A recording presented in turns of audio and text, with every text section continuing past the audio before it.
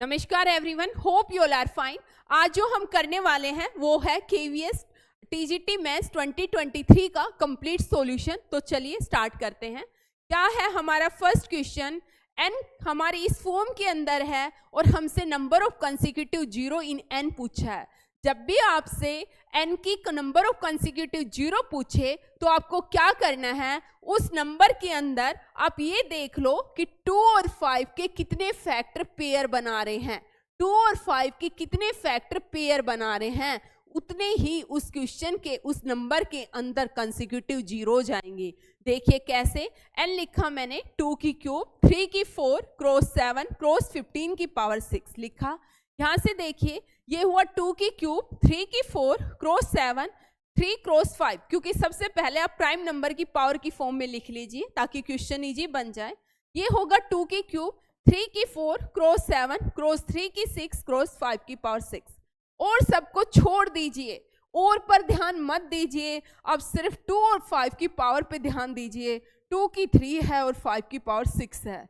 यही है। मुझे ये देखना है। अब इस पावर में 3 और 6 में ये देखो मिनिमम क्या है। क्या देखोगे, 2 और 5 की जो पावर है उनमें मिनिमम 3 है। तो इसका मतलब 2 की क्यूब और 5 की क्यूब 3 तो पेयर बन जाएंगे, और जो 5 की 3 है, क्योंकि 6 है ये एक्स्ट्रा पड़ा रहेगा जो किसी के साथ पेयर नहीं बनाएगा। पेयर नहीं बनाएगा तो जीरो कैसे बनेगी। आपको पता है 2 और 5 मल्टीप्लाई होके तो जीरो बनाते हैं 10।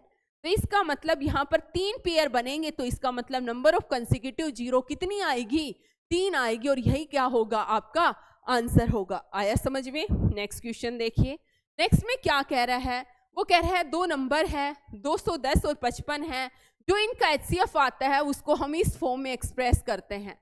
ठीक है, तो आपको x की वैल्यू बतानी है। भाई इसका जो एचसीएफ आएगा इसका मतलब कहीं ना कहीं वो इसके बराबर होगा। तो क्यों ना हम पहले एचसीएफ निकाले। किसका निकाले एचसीएफ, 210 का और 55 का।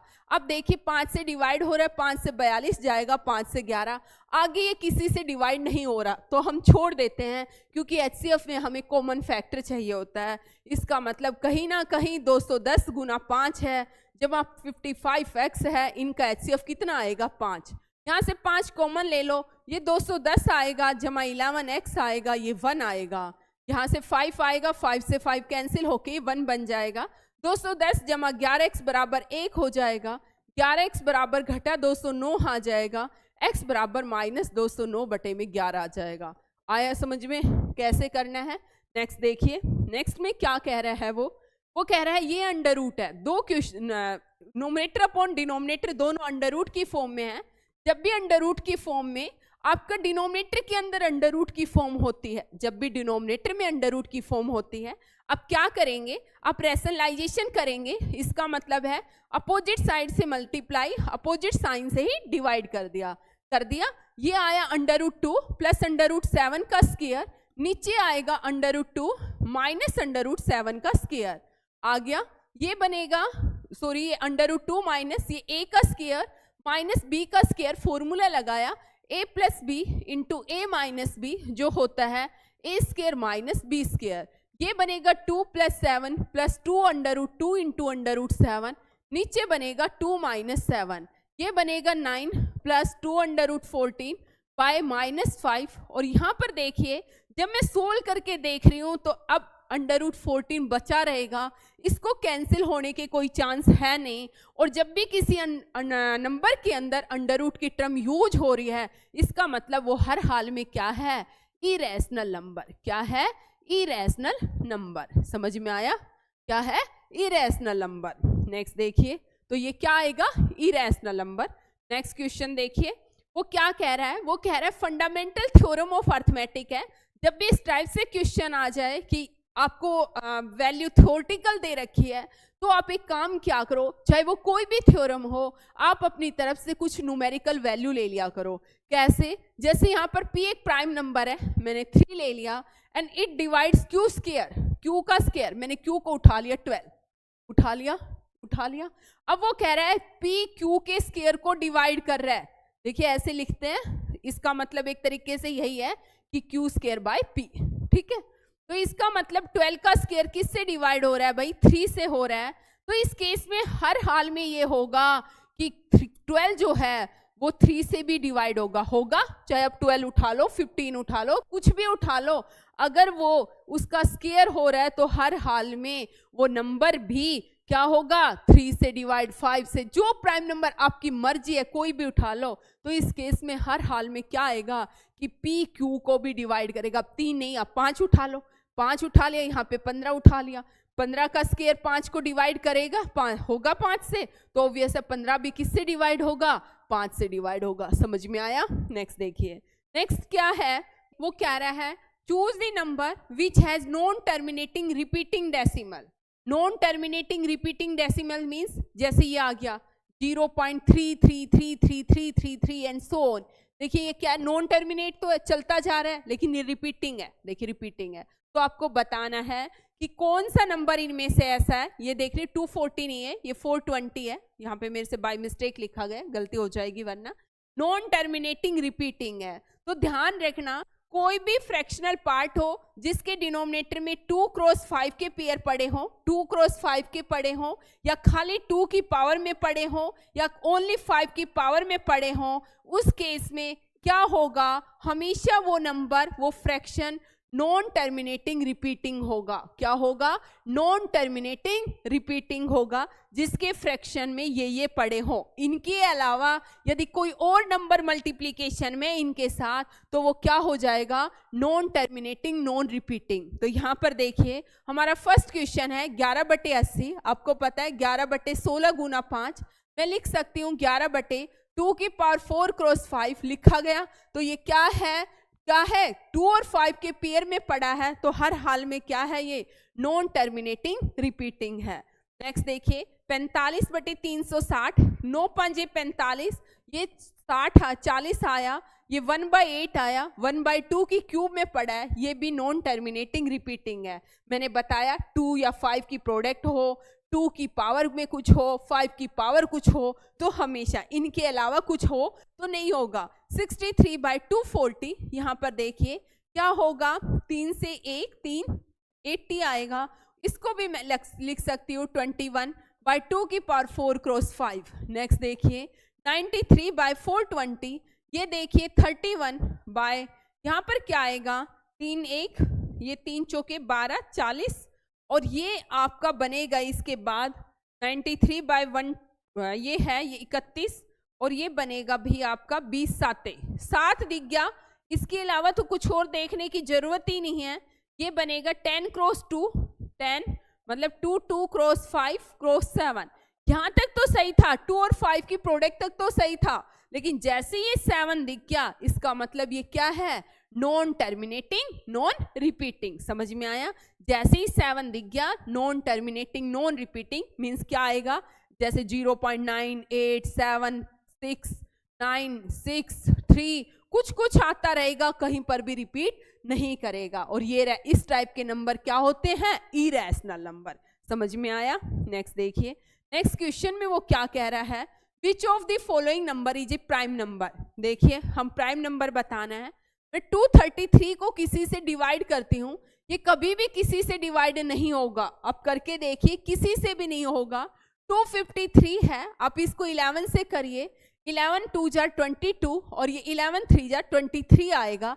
अब डिवाइड करेंगे, आपको पता ही होगा प्राइम नंबर वो नंबर होते हैं जिसके अलावा जो सिर्फ 2 ही फैक्टर रखते हैं, या तो 1 या वो खुद का नंबर इटसेल्फ।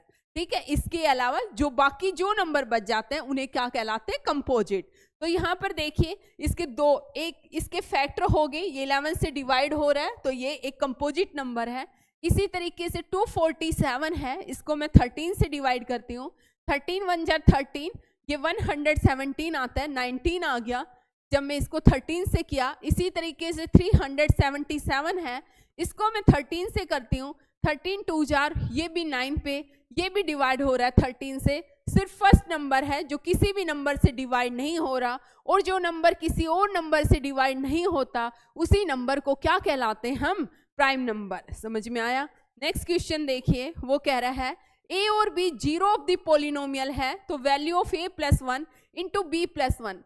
देखिए किसी पॉलिनोमियल की जीरो होने का मतलब है, क्या मतलब है कि उस पॉलिनोमियल में x की जगह यदि ये वैल्यू रखूं तो आपकी वैल्यू क्या आएगी, राइट, 0 आएगी।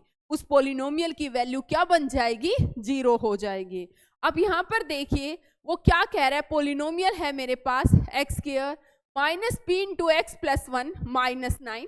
मैं इसको लिख सकती हूँ x square minus p x minus P minus 9, ये 9 है, ध्यान रखना। अब एक बात देखना, जब मैंने आपको पोलिनोमियल कराया उस टाइम एक रिलेशन बताया था, relation between coefficient of polynomials and zero of the polynomial. एक रिलेशन बताया था, क्या बताया था, relation between coefficient of polynomial कि अल्फा प्लस बीटा मेरा किसके इक्वल होता है, माइनस बी बाय ए, और अल्फा बीटा किसके इक्वल होता है, सी बाय ए। पोलिनोमियल क्या होता था यहाँ पर, ए एक्स स्क्वायर प्लस में बी एक्स प्लस सी, एक क्वाड्रेटिक पोलिनोमियल होता था। वहां पर सम ऑफ जीरोज का मतलब होता था एक्स का कोफिशिएंट अपॉन में एक्स स्क्वायर का कोफिशिएंट, और प्रोडक्ट ऑफ जीरोज का मतलब होता है कांस्टेंट टर्म अपॉन में एक्स स्क्वायर का कोफिशिएंट। यहाँ पर भी मैं यही रिलेशन, यहाँ पर जीरोज है अल्फा ए प्लस बी। यहाँ पर देखिए एक्स का कोफिशिएंट साइन आएगा माइनस, एक्स का कोफिशिएंट माइनस पी है, एक्स स्क्वायर का कोफिशिएंट 1 है, ये पी बनेगा। ए बी क्या आएगा यहाँ पर, प्रोडक्ट क्या आएगी, minus P minus Q by 1, और ये हो जाएगी पी प्लस क्यू। आ गया समझ में, क्या हो जाएगा, minus of P plus Q हो गया। अब उसके बाद आपको क्या पूछने है, वैल्यू, वो कह रहा है ये वैल्यू निकालिए a plus 1 into B plus 1। आप इसको सोल्व करिए, A B plus A plus B plus 1, मैं बहुत धीरे धीरे करा रही हूँ। ए बी की वैल्यू होगी minus P minus Q, A plus B की वैल्यू है पी प्लस 1, ये पी है या 9 है, ये है ए बी है भाई, आपकी वैल्यू है 9 है, ये क्यू नहीं है 9 है, क्या है 9 है, तो ये ध्यान रखना 9 है। पी से पी कैंसिल हो गया, माइनस 9 प्लस 1 आपकी वैल्यू क्या आएगी, माइनस 8, क्या आएगी, माइनस 8। समझ में आया। नेक्स्ट देखिए, कुछ भी नहीं है पेपर के अंदर, कभी चाहे स्टेट हो चाहे केवीएस हो, जब आपके कंसेप्ट्स क्लियर हैं तो वहां पर कोई कुछ आपका नहीं कर सकता, लेवल कुछ नहीं रहता पेपरों का। 4 की पावर 2x माइनस 1 है, माइनस 16 की पावर x माइनस 1 है, इक्वल टू 384 है। यही क्वेश्चन है, हमें इसे सोल्व करना है, कुछ भी नहीं, बड़ा इजी क्वेश्चन है, सिंप्लीफिकेशन का है। ऐसे क्वेश्चनों को क्या करना चाहिए, बेस सेम बनाने की कोशिश करनी चाहिए। आपको पता है a की जैसे पावर m है, ये बेस कहलाता है, ये पावर कहलाता है, तो यहाँ पर 2 की पावर 2 होगा और इसकी पावर 2x माइनस 1 होगा, माइनस 2 की पावर 4 होगा, इसकी पावर x माइनस 1 होगा, इक्वल टू 384 होगा। यहाँ पर a की पावर m और उसकी पावर n, उसका रूल क्या होता है, a की पावर mn, ये हो जाएगा 2 की power 2 into 2x minus 1 minus 2 की पावर 4 इंटू x माइनस 1, और ये किसके इक्वल हो जाएगा, 384 के इक्वल हो गया।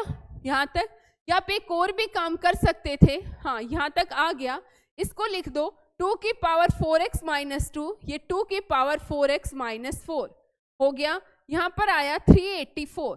अब इनमें छोटी पावर क्या है, 4x माइनस 4, जो छोटी है उसे बाहर निकाल लो, अंदर बचेगा, देखिए 4x माइनस 2 में से तो अंदर बचेगा 2 की पावर 2, यही बचा। कैसे निकाला, ना निकालना है तो घबराना मत, कॉमन आने का मतलब वो वैल्यू डिवाइडिंग में चली गई। 4x माइनस 4 बेस सेम है, ऊपर जाके माइनस हो जाएगा, minus 4x plus 4, sign change हो जाएंगे, 4 माइनस 2, 2 की पावर 2 बच जाएगा, यहाँ पर माइनस 1, और ये हो जाएगा 384। आ गया यहाँ तक। आगे क्या आएगा हमारा, इसके बाद ये देखिए 2 की पावर 4x माइनस 4 आया, ये 2 की पावर 4 माइनस 1 3 बचा, 3 इंटू 2 की पावर 4x माइनस 4, और ये 384 आया। यहाँ से मैं यहाँ पर लिख देती हूँ, वहाँ पर उधर की साइड जाएगा, ये बचेगा, यहाँ पर लाइन ड्रॉ कर देती हूँ, 4x माइनस 4, 3 मल्टीप्लीकेशन में इधर डिवीजन में जाएगा, 3 2 जार 8, ये 2 की पावर 4x माइनस 4, 2 की पावर 7, यहाँ से बेस सेम है तो पावर भी ऑब्वियस है सेम होगी, यहाँ से 4x इक्वल टू 11 आएगा, और x क्या आएगा मेरा 11/4। होप कि आपको समझ में आ गया हो बड़े अच्छे से, ठीक है। नेक्स्ट क्वेश्चन देखिए, नेक्स्ट में क्या कह रहा है वो, वो कह रहा है x और y कोई भी दो पॉजिटिव रियल नंबर है, ठीक है, हमने देख लिया, such that 8x cube plus 27y cube 730 के इक्वल है and 2x square y plus 3xy square 15 के इक्वल है, तो 2x प्लस 3y की वैल्यू पूछी है। ऐसे क्वेश्चन जब दे देता है ये अलजेब्रा के कुछ ना कुछ कोई फॉर्मूला यूज हो रहा होगा, वो फॉर्मूला निकलवाना चाह रहा है आपसे। आप एक काम करिए 2x प्लस 3y का क्यूब कर लीजिए, क्योंकि सब जगह क्यूब दे रखा है, मैं देख रही हूँ। तो क्यूब करेंगे, a की प्लस b के क्यूब का फॉर्मूला होता है a की क्यूब प्लस b की क्यूब प्लस 3, a की जगह 2x आया, b की जगह 3y आया इंटू 2x प्लस 3y आया, यही आया, यहाँ तक हो गया। यहाँ पर क्या आएगा 8x क्यूब आएगा, ये 27y क्यूब आएगा, 3 दूनी 6 × 18xy आएगा, अंदर क्या आएगा 2x प्लस 3y, अंदर क्या आएगा 2x प्लस 3y, समझ में आ गया। यहाँ पर क्या आएगा 8x क्यूब आएगा प्लस 27y क्यूब आएगा, मैं इस 18xy को अंदर ले जाती हूँ, ये 2x स्क्वायर y आएगा, ये 3xy स्क्वायर आएगा। कुछ नहीं किया, सिर्फ फॉर्मूला लिखा है। ये देखिए ये वैल्यू किसके इक्वल गिवन है, ये गिवन है 730 जमा 18, ये वैल्यू गिवन है 15 के इक्वल, यही आया, ये आएगा 730, ये आएगा 18 × 5 = 90, 18 और 9 27, और जब ऐड करा 1000 आया, 1000 आया। इसका मतलब क्या हुआ, इसका मतलब हुआ कि मेरे पास 2x प्लस 3y का जो क्यूब है वो 1000 के इक्वल आया। 1000 का मतलब है 2x प्लस 3y का क्यूब 10 की क्यूब के इक्वल आया। इसका मतलब हर हाल में 2x प्लस 3y किसके इक्वल है, 10 के इक्वल, क्योंकि पावर सेम है तो बेस भी सेम होंगे। समझ में आया आपको? कहीं पर मुझे पेपर को देख के नहीं लगता, चाहे स्टेट हो केवीएस हो, कि पेपर का लेवल बहुत लेंथी रहता है। अब बाकी अदर सब्जेक्ट्स बच जाते हैं जो आपको और भी पार्ट होता है जो स्कोर करवाने के रहते हैं। x क्या है 1/2 माइनस √3, आपको क्या सोल्व करना है, x cube minus 6x square plus 12x minus 8। कैसे करेंगे देखिए, जब भी अंडर रूट नीचे होता है मैंने पहले ही बताया। अब सबसे पहले रैशनलाइजेशन करेंगे, 2 प्लस √3, यहाँ पर आएगा 2 का स्क्वायर माइनस √3 का स्क्वायर, और ये बनेगा 2 प्लस √3/4 माइनस 3, और जो कि 1 बन जाएगा 2 प्लस √3/1, और ये 2 प्लस √3 आ गया यहाँ तक। ये आया मेरा x इक्वल टू 2 प्लस √3। मुझे दिख रहा है कि कहीं ना कहीं क्यूब आ रहा है, तो क्यों ना मैं इसको x माइनस 2 इक्वल टू √3 लिख दूं। मैं क्यूबिक बोथ साइड कर देती हूँ, x माइनस 2 की क्यूब इक्वल टू √3 की क्यूब। ये देखिए x स्क्वायर आएगा माइनस 8 आएगा माइनस 3, यहाँ पर क्या होगा x इंटू 2, और यहाँ पर x माइनस 2, और √3 का क्यूब आएगा 3√3, ये आएगा x square minus 6x square, ठीक है, plus 12x minus 8 equal to, इसी की वैल्यू हमें निकलवाई थी, तो ये वैल्यू क्या आ गई हमारी 3√3। समझ में आया? नेक्स्ट देखिए, x का होल स्क्वायर है, 1 प्लस 5x का होल स्क्वायर है। देखिए काफी इजी क्वेश्चन है, 25x स्क्वायर माइनस 1 है, यहाँ पर 1 प्लस 5x का होल स्क्वायर है, मैंने लिख दिया दोबारा से ताकि आपसे मिस्टेक ना हो। इसको जब मैं खोलती हूँ ये तो सेम का सेम रहेगा, यहाँ पर a प्लस b का होल स्क्वायर का फॉर्मूला लगेगा, ये 10x हो जाएगा, ये 1 से 1 कैंसिल हो जाएगा, ये 50x स्क्वायर प्लस 10x आएगा। आप यहाँ पर 10 कॉमन ले लेंगे, x भी कॉमन ले लेंगे, अंदर 5x प्लस 1 बचेगा, और आपका आंसर क्या आ जाएगा 5x प्लस 1। समझ में आया? आपका आंसर क्या आ जाएगा 5x प्लस में 1, ठीक है। नेक्स्ट देखिए, वो कह रहा है zero of the quadratic polynomial, ये दे रखी है। फिर से जीरो की जब भी बात आती है इसका मतलब क्या होता है कि कहीं ना कहीं उसकी वो रूट की बात कर रहा है। इसका मतलब x की जगह ये वैल्यू रखूंगी और y की जगह -3 रखूंगी, तो ये इस इक्वेशन को क्या करेंगे, इस पॉलिनोमियल इक्वेशन को सेटिस्फाई करेंगे। यहाँ पर देखिए x स्क्वायर है, यहाँ पर a + 1x है, यहाँ पर b है, x 2 है और x -3 है, दो जीरोज हैं। इसके जीरोज होने का मतलब x की जगह 2 रखिए जल्दी से, प्लस b, तो ये 0 के इक्वल आएगा। समझ में आया?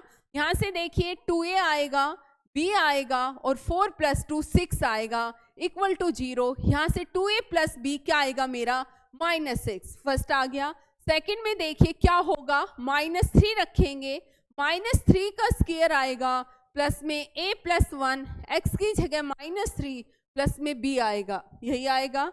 अब यहाँ पर रखिए 9 -3a -3 + b और ये किसके इक्वल आएगा 0 के इक्वल आएगा। यहाँ से -3a + b और प्लस में 6 = 0 आएगा। दो इक्वेशन बन गई, एक ये बनी, ये -3a + b किसके इक्वल आया -6 के। दो इक्वेशन बन गए। दोनों को कैसे सोल्व करेंगे, 2a + b = -6 -3a + b = -6 हो गया। यहाँ तक कोई दिक्कत बिल्कुल नहीं। यहाँ पर देखिए आप ऐड करिए, a 0 आ जाएगा, a 0 आएगा तो 2a कितना आएगा, a 0 आ गया तो b कितना आएगा -6। और हम देख रहे हैं हमारा फर्स्ट ऑप्शन ही क्या आ रहा है, करेक्ट आ रहा है। तो आज के बाद जब भी वो 0 ऑफ द पॉलिनोमियल की बात करेगा आपको कुछ नहीं करना, x की जगह वो पहली 0 रख देना, y की जगह उसकी जो वैल्यू दे रखी है वो दूसरी रख देना। आपकी पॉलिनोमियल किसके बराबर होगी 0 के बराबर। y की जगह x ही बोला जाएगा, बाय मिस्टेक मैंने बोल दी। x की दोनों डिफरेंट वैल्यू इस पॉलिनोमियल में रख दो इक्वल टू 0 कर लो। समझ में आया। नेक्स्ट देखिए, कोई पॉलिनोमियल है वो कह रहा है sum of 0 is equal to half of their product. मैंने पॉलिनोमियल लिखा x² - k + 6x + 2 × 2k - 1। देखिए सम ऑफ जीरोज का मतलब मैंने कहा अल्फा और beta, let alpha beta be the 0 of this polynomial. अभी आपको बताया था कि अल्फा + बीटा किसके इक्वल होता है -b/a। b का मतलब होता है कोफिशिएंट ऑफ x, मतलब माइनस माइनस माइनस और माइनस प्लस हो जाएगा ये, क्योंकि यहाँ पर माइनस है। a क्या है x² का कोफिशिएंट। समझ में आया। तो ये क्या बचेगा k + 6। प्रोडक्ट ऑफ रूट क्या होगा c/a 2 × 2k - 1/1, यही आएगा। अब वो क्या कह रहा है, sum of zeros is equal to half their product. Sum of zeros क्या है k + 6, half of their product 2k - 1 हो गया। हाफ ऑफ देयर प्रोडक्ट यहाँ पे हो गया। यहाँ पर देखिए k क्या आया 7 आएगा, k क्या आएगा 7 और 7 ही हमारा क्या होगा आंसर होगा। नेक्स्ट देखना, नेक्स्ट में क्या कह रहा है वो, कोई लीनियर इक्वेशन है जिसके सॉल्यूशन ये है, तो it is of the form. सबसे पहले तो आपको जब सॉल्यूशन ऑप्शंस दे रखे हैं तो आप ऑप्शन से ये देख लो कि कौन सी इक्वेशन इन ऑप्शनों को सेटिस्फाई करेगी। सेटिस्फाई करने का मतलब है x की जगह -3 रखो, y की जगह 3 -3 ये 0 के बराबर नहीं आ रहा। फर्स्ट ऑप्शन तो सही नहीं हो सकता। दूसरे में रखती हूँ y की जगह y की जगह 3, x की जगह -3, ऑब्वियस है 0 आ रहा है। दूसरा ऑप्शन भी सेटिस्फाई कर रहा है, तीसरा ऑप्शन भी ये इस इक्वेशन को सेटिस्फाई कर रहा है। इसका मतलब कहीं ना कहीं यही क्या है इसका आंसर है। ठीक है, यही इसका क्या है आंसर है। अगर आप कहते हो नहीं जी हमें तो ऑप्शन से नहीं करना, तो क्या करते हैं, हमें पता है कोई भी लीनियर इक्वेशन इस फॉर्म की होती है ax + by + c। ठीक है, इस फॉर्म की होती है। वो कह रहा है कि ये सॉल्यूशन है, इसका मतलब x की जगह -3, b की जगह 3 + c रखेंगे तो 0 आएगा। इसका मतलब -3a + 3b + c = 0 आएगा। ऐसे ही 2 - 2 रखोगे तो क्या आएगा 2a - 2b + c = 0 आएगा। 4a - 4b + c = 0 आएगा। तीनों इक्वेशनों को सोल्व करके a b c की वैल्यू आप फाइंड आउट कर लो और यहाँ पर general equation of linear equation है उसमें पुट कर दो। समझ में आया। मैं नहीं चाहती कि आपके मन में कोई डाउट हो कि कैसे क्या करेंगे। अब यहाँ पर देखिए क्या होगा, graph of the linear equation है 2x + 3y = 8। ये कह रहा है y एक्सिस को कट कर रहा है। किस पॉइंट पर कट कर रहा है, यहाँ पर देखिए जब भी कोई ग्राफ है y एक्सिस को कट करता है, ये देखिए ये x एक्सिस होती है, ये y एक्सिस होती है।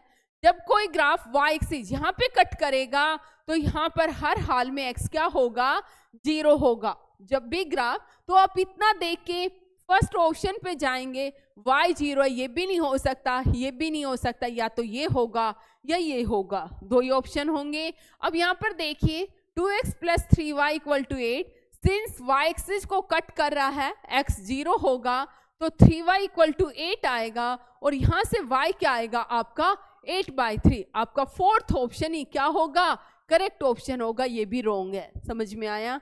नेक्स्ट देखिए, नेक्स्ट में क्या कह रहा है वो, which of the following expression, आपको इस ऑप्शन को इस फॉर्म में लिखना है। देखो कितने ही चीजें क्वेश्चन दे रखे हैं, केवीएस वालों ने तो हद ही कर रखी है। यहाँ पर देखिए 7x + 7y - 9 है, यही है। आपको क्या करना है, यहाँ पर -8x - 7x + 5y - 7y minus + 9 = 0। यहाँ पर -15x - 2y + 9 = 0। यहाँ पर 15x + 2y - 9 = 0। और ये इक्वेशन कौन सी बन रही है हमारी, 15x + 2y हमारा सेकंड ऑप्शन ही क्या होगा, करेक्ट ऑप्शन होगा। नेक्स्ट देखिए, ये देखिए क्वेश्चन वो क्या कह रहा है, ग्राफिकली दो लीनियर इक्वेशन है, 3x + y - 6 = 0, 3x - y + 6 = 0 with x axis किसको इंक्लोज करेगी, x एक्सिस के साथ पूछा है। तो क्या करना है, जब भी ऐसा क्वेश्चन आ जाए 3x + y - 6, फर्स्ट इक्वेशन ये है, आप x की जगह 0 रखिए, x 0 रखोगे तो y 6 मिलेगा, फर्स्ट कोऑर्डिनेट हमारा 0,6 आएगा। नेक्स्ट टाइम हम क्या करेंगे, अब इसी इक्वेशन में y की जगह 0 रखिए, 3x = 6 आएगा, x = 2 आएगा, हमारा सेकंड कोऑर्डिनेट 2,0 आएगा। अब हम सेकंड इक्वेशन पे चलते हैं, 3x - y + 6 0 है, x को 0 रखेंगे, y आपका 6 क्या मिलेगा, 6 मिलेगा। इसका मतलब ये कोऑर्डिनेट तो सेम हो गया, जब y को 0 रखेंगे तो x क्या मिलेगा आपका -2 मिलेगा, यही मिलेगा। तो आपके कोऑर्डिनेट देखिए क्या क्या आते हैं, फर्स्ट जब x को 0 रखते हैं, x को 0 तो y 6, ये कोऑर्डिनेट ये हुआ, फिर x 2 आता है तो y 0 ये हुआ, फिर 0 6 ये कोऑर्डिनेट सेम आ गया। नेक्स्ट टाइम है x - 2 y 0, x - 2 ये इधर मिलेगा -2,0। ठीक है, हम चारों कोऑर्डिनेट में से दो कोऑर्डिनेट सेम हो गए ये वाले। अब यहाँ पर देखिए ये एक ट्रायंगल दिख भी रहा है मुझे, एक ट्रायंगल ही फॉर्म होगी, लेकिन और आंसर में भी मुझे पता है कि एक ट्रायंगल फॉर्म होगी, इसलिए मैंने इसी तरीके से फॉर्मेट ग्राफ कर रख लिया था कि मुझे पता था ट्रायंगल फॉर्म होगी। अब ये ट्रायंगल कौन सी है, देखिए डिस्टेंस फॉर्मूला लगाइए, 2 - 0 का स्क्वायर यही होगा, प्लस 0 - 6 का स्क्वायर, √4 + 36 40 आएगा। इधर देखेंगे, यहाँ पर देखिए 0 - 2 माइनस प्लस हो जाएगा, यहाँ पर 6 - 0 का स्क्वायर फिर से √40 आएगा।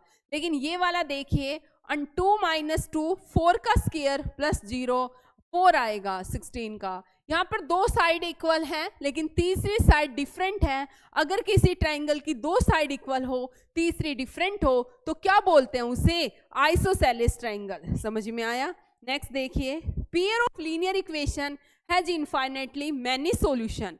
यहाँ पर क्या बताया था मैंने, कोई भी लीनियर इक्वेशन है उसके मैनी सॉल्यूशन है। देखिए आपके पास मैं बता देती हूँ, क्योंकि ये नहीं कि आप इस पेपर को सोल्व कर रहे हो, पेपर को सोल्व करने का मतलब है इस टाइप से बेस्ड जो भी क्वेश्चंस है वो आपके गलत नहीं होंगे। आपके पास दो लीनियर इक्वेशन है, इनके 3 केस बनेंगे। फर्स्ट क्या होता है, a1/a2 हो और b1/b2 के बराबर ना हो, a1/a2 not equal to b1/b2 हो, तो उस केस में यूनिक सॉल्यूशन मिलता है। कैसा सॉल्यूशन मिलता है, यूनिक सॉल्यूशंस मिलता है। और इस केस में जो लाइन होगी वो इंटरसेक्टिंग होगी। लाइन क्या होगी भाई, इंटरसेक्टिंग होगी। फर्स्ट केस समझ में आया। केस सेकंड क्या बनेगा हमारा, केस सेकंड बनेगा यदि a1/a2 हो, b1/b2 बराबर हो लेकिन c1/c2 के इक्वल ना हो, तो इस केस में नो सॉल्यूशन होगा। क्या होगा, नो सॉल्यूशन होगा। और लाइनें क्या होंगी, सॉल्यूशन नहीं है तो लाइनें पैरेलल होंगी, मतलब लाइन कभी भी मिलेंगी नहीं। इस तरीके से लाइनें रहेंगे, एक इधर जाएंगे एक इधर, ये कभी भी नहीं मिलेंगे। केस थर्ड क्या होता है कि यदि A1 by A2 हो, B1 by B2 हो, लेकिन C1 by C2 भी हो, तो इस केस में हमारे पास इनफाइनाइट सॉल्यूशन बनेंगे और लाइन क्या होगी, कोइंसाइड करेगी। कोइंसाइड करने का मतलब जैसे ये ग्राफ है, एक लाइन है, इसी के ऊपर आपके दूसरी लाइन के पॉइंट भी लाई करेंगे, उसे क्या बोलते हैं, कोइंसाइड करना। तो इस केस में भी हमारे पास क्या कह रहा है एग्जामिनर, वो चाहता आप इनफाइनाइट सॉल्यूशन बताइए, तो क्या होगा, a by 12 होगा, 3 by a होगा, और यहाँ पर 3 minus a by minus a होगा, 3 minus a by minus a होगा। यहाँ से देखिए क्रॉस मल्टीप्लाई करिए, a स्क्वायर इक्वल टू 36 आएगा, a equal two plus minus 6 आएगा। हमने पहले दो फैक्टर ले लिए, अब दूसरा और तीसरा लिए, क्योंकि हमारे पास ऑप्शन में बड़ा कंफ्यूजिंग आंसर है। अब इनको सोल्व करेंगे, -3a ये इधर से करेंगे, 3a माइनस ए स्क्वायर होगा, यहाँ पर a square minus 6a equal to 0 होगा, a into A minus 6 equal to 0 होगा, यहाँ से a 0 होगा या a 6 होगा। अब देखिए दो से ये केस बने, एक में a 6 है, एक में a माइनस 6 है, कॉमन कौन सा आ रहा है, 6 और 6, तो a इक्वल टू 6 किस पे होगा, इस पर, क्योंकि और सब में कॉमन नहीं है, तो यही हमारा a इक्वल टू 6 दोनों में कॉमन है, जो कॉमन वैल्यू हो वो उठानी है, तो हमारा आंसर क्या आएगा, a इक्वल टू 6। देखिए 0 भी है, -6 भी है, तो आपको पजल नहीं होना। आया समझ में। नेक्स्ट केस देखिए, कॉस्ट ऑफ 15 पेंसिल है एंड 15 पेंसिल पेन है और 8 पेंसिल है, अलजेब्रा का क्वेश्चन है, 289 है। मैंने माना कि मेरे पास x पेन्स है और y पेंसिल्स है, y पेंसिल्स है, तो इसका मतलब 15x प्लस 8y 289 के इक्वल आया। कॉस्ट ऑफ 8 पेन 8x है प्लस 15y है, 240 के इक्वल आया। यहाँ से मैं क्या करती हूँ, मैं इसको 8 से मल्टीप्लाई कर लेती हूँ, इसको 15 से कर देती हूँ, कर दूँ, ये आएगा 15 8 जार 120x आएगा, ये यहाँ पर 64y आएगा। आपको सोल्व तो करना आता ही है, 8 9 जार 72, 8 2 64 और 7 8 दूनी 16 और 7 23, देख लेना एक बार, 15 120 225 y आएगा, और ये 15 0 0 15 चौकू 60, 15 दूनी 30 6 36, माइनस माइनस माइनस, यहाँ से क्या आ जाएगा, वो क्या पूछ रहा है, 3 पेन की पूछ रहा है। आप देखिए पहले पेन, हम पेन की निकाल लेते, मुझे ध्यान नहीं दिया। यहाँ पर 5 6 4, 12 में से 6 गए, 161 y आएगा। यहाँ पर 3600 में से 2312 को करेंगे, 9 में से 1 गए 8, 5 में से 3 गए 2, और ये 1288 आएगा, और ये आपका आएगा 8 6 48, y इक्वल टू 8, y 8 आ गया। तो यहाँ से देखिए 15x प्लस 64 इक्वल टू 289 आया। यहाँ से 15x किसके इक्वल आएगा, 289 में से 64 को माइनस कर दो, 8 में से 6 गए 2, और x क्या आएगा 15, ठीक है, x क्या आएगा 15, 15 15 225। अब किसकी कॉस्ट पूछा है, 3 पेन की, तो 3 गुना 15 जमा 3 पेंसिल, 3 8 24, यहाँ पर क्या आ जाएगा 75 प्लस 24, 5 4 9, और ये 7 और 2 9, ठीक है, 15 3 45 होगा, ये 5 4 9, 4 और 2 6, 69 आंसर आएगा आपका। समझ में आया किस तरीके से, ये कुछ समझने का नहीं है, इसलिए इसको तो हम कुछ नहीं कर सकते, समझाने का कुछ था ही नहीं, वो तो बच्चों वाला क्वेश्चन था। नेक्स्ट देखिए, solution of pair of linear equation, इसका सॉल्यूशन क्या होगा। तो जब भी सॉल्यूशन की बात करें, सबसे पहला स्टेप क्या है कि अगर आपके पास ऑप्शंस गिवन है तो आप एक x की जगह a रखो, y की जगह -a रखो, ये देखो कौन सा ऑप्शन इसको सेटिस्फाई कर रहा है, ठीक है। अब यहाँ पर रखोगे a, रखोगे a प्लस सी, देखिए a plus C into a minus C into -a equal to 2ab। आपको पता है यहाँ पे b आ रहा है, यहाँ पर a की टर्म है, तो कभी इक्वल नहीं होगा। नेक्स्ट देखिए a प्लस सी, मुझे पता है c से भी इक्वल नहीं होने वाला जब तक b नहीं आएगा, देखने से ही पता चल रहा है पहले दो ऑप्शन तो हो ही नहीं सकते, क्योंकि ये c रखूंगी तब भी b नहीं आने वाला, तो मैं -b रखती हूँ, थर्ड वाला ऑप्शन -b रखा, यहाँ पर -a माइनस b, y की जगह b रखा, यहाँ पर देखिए -ab आया, -bc आया, -ab आया, minus minus plus BC minus 2AB आएगा, ये भी नहीं है, इसका मतलब फोर्थ ऑप्शन ही हमारा क्या आ रहा है, करेक्ट आंसर है। समझ में आया, हमारा फोर्थ ऑप्शन ही करेक्ट है। अदरवाइज आप सॉल्यूशन कैसे निकालते, कोफिशिएंट्स को इक्वल बना के एक्स और वाई की वैल्यू को इवेल्युएट कर लेते, ठीक है, जैसे अभी किया था पेन। देखिए वो क्या कह रहा है कि x इक्वल टू 3 और y इक्वल टू 1 किसी का सॉल्यूशन है, पेयर ऑफ लाइंस है x minus 4y plus p equal to 0, दूसरी है 2x plus y minus q equal to 0, इनका सॉल्यूशन है। तो अब क्या करेंगे, ये ना minus q minus 2 equal to 0 है। देखो मेरे को क्वेश्चन भी याद है, मिस्टेक कर दी वरना फिर मुझे बाद में प्रॉब्लम आती। ये minus q minus 2 equal to 0 है। अब वो कह रहा है ये इसका सॉल्यूशन है, तो इसका मतलब ये इसको भी सेटिस्फाई करेगा और इस इक्वेशन को भी सेटिस्फाई करेगा। सेटिस्फाई करने का मतलब 3 minus 4 plus p equal to 0 होगा, that means p equal to 1 आएगा। 2 3 जार 6 plus 1 minus q minus 2 equal to 0 होगा, इस मीन्स q इक्वल टू 5 आएगा। हम देखते हैं 2p, ये तो हो ही नहीं सकता, 2 5 बराबर ही नहीं है, 5p 5 1 जार, इसका मतलब आपका थर्ड ऑप्शन क्या होगा, करेक्ट होगा। अब स्टेटमेंट में चेंज कर लेना, यहाँ पर माइनस 2 था जो मैंने लिखा नहीं, तो ध्यान रखना ये है, ठीक है। नेक्स्ट देखिए, नेक्स्ट क्वेश्चन में क्या कह रहा है, एरिया ऑफ ए रेक्टेंगल है, कितना इंक्रीज हो रहा है वो 45 मीटर स्क्वायर से, यदि इसकी लेंथ को कितना रिड्यूस किया जाता है 4 मीटर और ब्रेथ को कितना इंक्रीज किया जाता है 5 मीटर। देखिए ये कोई रेक्टेंगल है, इसकी ये लेंथ होती, ये इसकी ब्रेथ होती है, ये इसकी लेंथ होती है। एरिया ऑफ रेक्टेंगल का फॉर्मूला होता है length into breadth. First statement क्या कह रहा है, यदि इसकी लेंथ को 4 कम कर दिया जाए, इसकी ब्रेथ को 5 मीटर बढ़ा दिया जाए, तो इसका जो एरिया है वो इंक्रीज हो जाता है कितना 45 मीटर हो गया। नेक्स्ट स्टेटमेंट में वो क्या कह रहा है, यदि इसकी लेंथ को इंक्रीज कर दिया जाए 3 मीटर और ब्रेथ को कम कर दिया जाए 4 मीटर, तो एरिया कम हो जाता है 67 मीटर हो गया। फर्स्ट को state LB plus 5L minus 4B minus 20 LB plus 45, यही आया। LB से LB कैंसिल हो गया, 5L माइनस 4B, ये आ गया 20 इधर चला गया 65।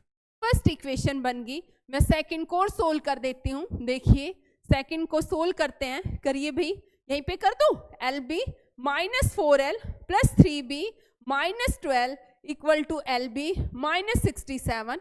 LB से LB कैंसिल हुआ, ये आया मेरा माइनस 4L प्लस 3B और ये माइनस 67 माइनस 12 इधर चला जाएगा, 7 में से 2 गए 5, 6 में से 1 गए 55, माइनस 55 आएगा। यहाँ तक आ गया, कोई मिस्टेक हो गया तो देख लेना एक बार।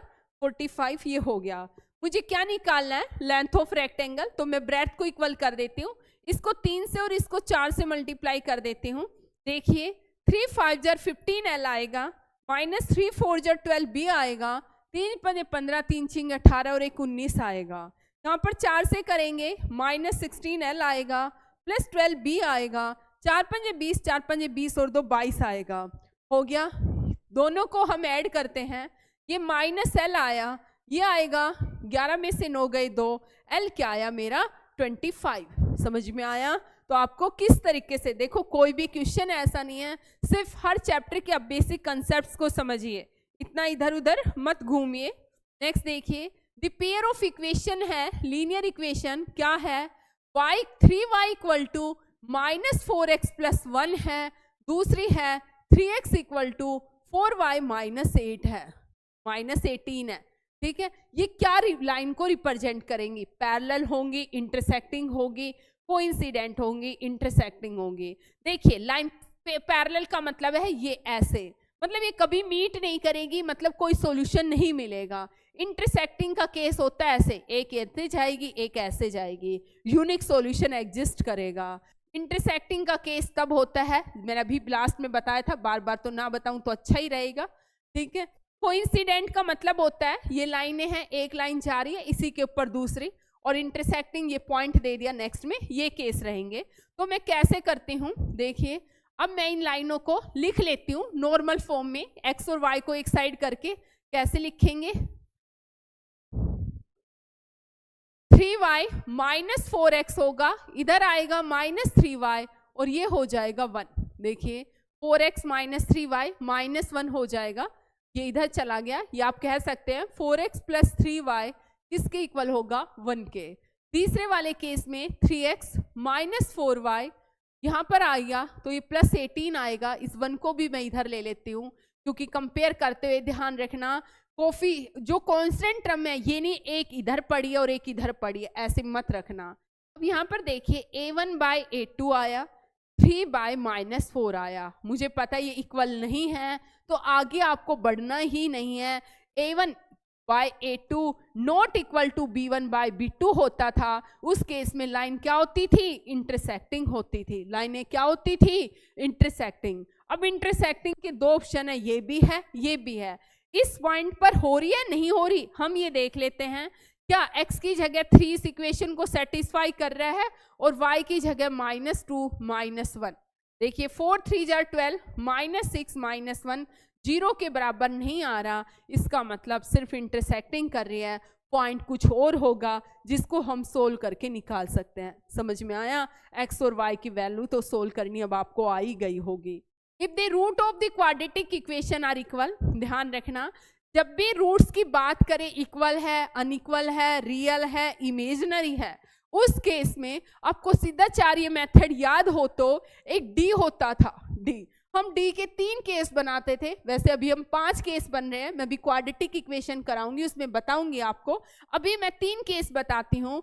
अगर डी ग्रेटर देन 0 होता था तो रूट्स रियल होते थे और डिस्टिंक्ट होते थे। रूट्स क्या होते थे, रियल होते थे और डिस्टिंक्ट होते थे। रियल में रैशनल और इरेशनल दोनों आ जाते हैं, जो अभी हम 5 केस अलग अलग करेंगे इसका।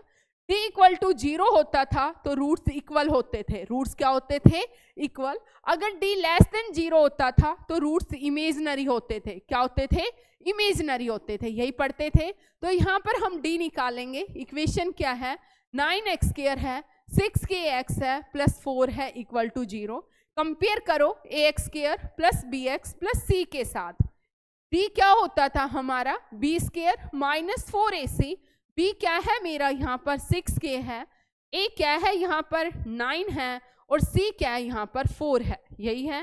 मैं b स्क्वायर करती हूँ, 6k का होल स्क्वायर माइनस 4, a की जगह 9, c की जगह 4 इक्वल टू 0 रख देती हूँ, क्योंकि रूट्स इक्वल है। दैट्स वाई मैंने 0 रखा। 30 से ये आएगा 9 चौके 36 चौके 144, 36k स्क्वायर बराबर 144। यहाँ से k स्क्वायर बराबर 4 आएगा और k इक्वल टू क्या आएगा, +-2। इसका मतलब आपका थर्ड ऑप्शन क्या हो जाएगा, करेक्ट हो जाएगा। नेक्स्ट देखिए,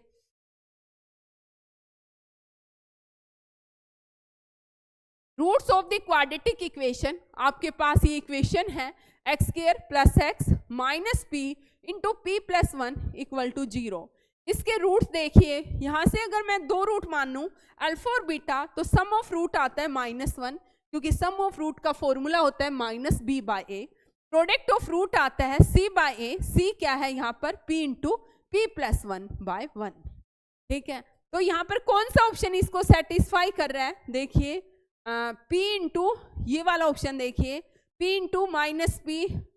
हाँ, फोर्थ ऑप्शन देखिए, p into minus p plus 1। Product of root यही आ रहा है। अगर मैं सम करती हूँ p minus p minus 1 cancel हो गया, -1, तो हमारा फोर्थ ऑप्शन क्या आएगा, करेक्ट होगा। नेक्स्ट देखिए, नेक्स्ट में क्या है हमारा, नेक्स्ट क्वेश्चन कह रहा है यदि -2 कॉमन रूट है इस क्वाड्रेटिक इक्वेशन इसका और इसका, तो a स्क्वायर b किसके इक्वल होगा। देखिए कॉमन रूट होने का मतलब है a की y की जगह -2 इसको सेटिस्फाई करेगा, plus a into -2 plus 3 equal to 0। यही आएगा। ये होगा 4a minus 2a plus 3 equal to 0 आएगा। यहाँ से 2a प्लस 3 इक्वल टू 0 आएगा। यहाँ से a क्या आएगा, -3/2 आ गया फर्स्ट इक्वेशन। अब इसका भी सॉल्यूशन है, तो y की जगह -2 का स्क्वायर आएगा, -2 आएगा प्लस b इक्वल टू 0 आएगा। 4 - 2 प्लस b इक्वल टू 0 आएगा, 2 प्लस b इक्वल टू 0 आएगा, b इक्वल टू -2 आएगा। हो गया। a स्क्वायर b क्या आएगा, a square b, a square का मतलब -3/2 का होल स्क्वायर इंटू b की जगह -2 आएगा। 9/4 क्रॉस -2 आएगा, 2 2 जार 4, आंसर आ जाएगा -9/2। आपका आंसर क्या आएगा? -9/2। समझ में आया? वो कह रहा है which constant must be added and subtracted to solve the quadratic equation. क्या है क्वाड्रेटिक इक्वेशन? 9x² है प्लस 3/4x है माइनस √2 = 0 है by the method of completing the square. क्या करना है? आपको एक बात बताती हूँ, ये हमेशा याद रखना कि कोई भी क्वाड्रेटिक इक्वेशन इस फॉर्म की होती है। इसको जब भी वो स्क्वायर की बात करेगा, सबसे पहले x² के कोफिशिएंट को आप यूनिटी बनाएंगे, मतलब कि आप यहाँ पर c/a = 0 करेंगे। उसके बाद आप क्या करेंगे? x के कोफिशिएंट, जहाँ पर x का कोफिशिएंट b/a है, इसका हाफ करेंगे और उसका स्क्वायर ही ऐड कर देंगे और उसी को ही क्या कर देंगे? सब्ट्रैक्ट कर देंगे। समझ में आया? तो यहाँ पर आप क्या करेंगे? x² के कोफिशिएंट को यूनिटी बनाएंगे, 9 बाहर कॉमन आएगा, ये 3/4 × 9 हो जाएगा, ये -√2/9 हो जाएगा और = 0 हो जाएगा। ठीक है, कई क्या करेंगे? इस 9 को इधर ही ले जाएंगे, फिर ऑप्शन में आंसर ढूंढते रहेंगे, मिलेगा नहीं। अब इस 9 कॉमन है तो आपकी फॉर्म तो ये है, तो आप 9 को उठाओ मत, 9 को बाहर रखो। यहाँ पर देखिए फॉर्म बनाने के लिए ये बना 1/12 x और ये -√2/9 = 0 हो गया। x के कोफिशिएंट का हाफ करिए, 1/12 का आधा 1/24 होगा। इसका मतलब 1/24 का स्क्वायर आपको ऐड करना है और उसी को सब्ट्रैक्ट करना है। वो पूछ रहा था x² जमा 1/576x आएगा। समझ में आया? 1/12x जमा 1/576 और वही सब्ट्रैक्ट करना है आपको, जो है वो बचा रह जाएगा = 0। लेकिन ये एक बात देखिए, आपका आंसर आएगा 1/576। समझ में आया? आपने 1/24 का स्क्वायर 1/576, यही होता है ना शायद? हाँ यही होता है, 24 का स्क्वायर यही होता है। ठीक है, अब उसके बाद आपका आंसर आप ऑप्शन में देख रहे हो 1/576, कहीं पर भी नहीं मिलेगा। क्यों नहीं मिलेगा? क्योंकि भाई इसको 9 से तो मल्टीप्लाई करो, 1/576 को 9 से मल्टीप्लाई करोगे तो क्या आएगा? 9 छिकी 54 और 9 चौके 36, 1/64 क्या आएगा? 1/64। क्या करेंगे भाई? आप सोचेंगे = 0 है, 9 से इधर ले जाएंगे, 1/576 आंसर आया, उसको ढूंढेंगे, वो ऑप्शन में मिलेगा नहीं, वहां पे आप 2 घंटे तक फंसे रहेंगे। लेकिन ऐसा नहीं करना, जो कोफिशिएंट है मानते हो = 0 है, लेकिन यहाँ पर ये 9 इस फॉर्म की है तो आपको आंसर भी इसी फॉर्मेट का दिखाना, ना कि अपनी मर्जी से फॉर्मेट को चेंज करना है। समझ में आया? ये लॉजिक ध्यान रखना, गलती करेंगे एग्जाम में, बिना मतलब के नंबर कटेंगे, फिर कहेंगे ओ सिट मेरे से तो क्या हो गया। Which of the following equation quadratic equation? कोई भी इक्वेशन क्वाड्रेटिक इक्वेशन वही होगी जो इस फॉर्मेट की होगी, जिसके अंदर x² का कोफिशिएंट होगा।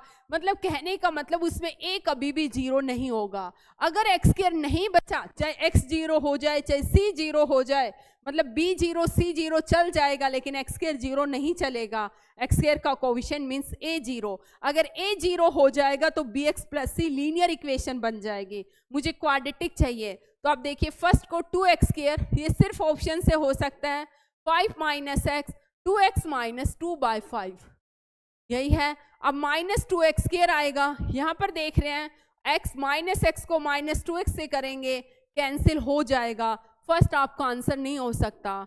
यहाँ पर क्यूब है, x³ - x² है, यहाँ पर x³ आएगा, -1 आएगा, -3x² आएगा, प्लस क्या आएगा? 3 आएगा। यहाँ पर देखिए क्यूब से क्यूब कैंसिल हो जाएगा, ये बचेगा आपका -x² + 3x², कुछ भी बचे। यहाँ पर मुझे पता है कि x² की टर्म बच गई, इसका मतलब यही आपका आंसर है। तो आपको सिर्फ अपने आंसर से मतलब था कि x² का कोफिशिएंट बचना चाहिए, वो 0 नहीं होना चाहिए, तो यही आपका आंसर रहेगा। नेक्स्ट देखिए, नेक्स्ट में क्या है? Solution of the quadratic equation क्या होगी? इक्वेशन बताना है, इसका सॉल्यूशन क्या होगा? देखिए 2x² है, 6√3x है, -60 = 0। तो ये क्या करेंगे इसके अंदर? मैं देखती हूँ इस इक्वेशन के 2 रूट मानते हैं। क्वाड्रेटिक इक्वेशन होती है, जितने डिग्री की इक्वेशन होती है कोई भी हो, उसके उतने ही नंबर ऑफ रूट होते हैं। यहाँ पर सम ऑफ रूट की बात करूंगी तो 6√3/2 आएगा, -3√3 आएगा। जब प्रोडक्ट ऑफ रूट की बात करूंगी -60/2 आएगा, -30 आएगा।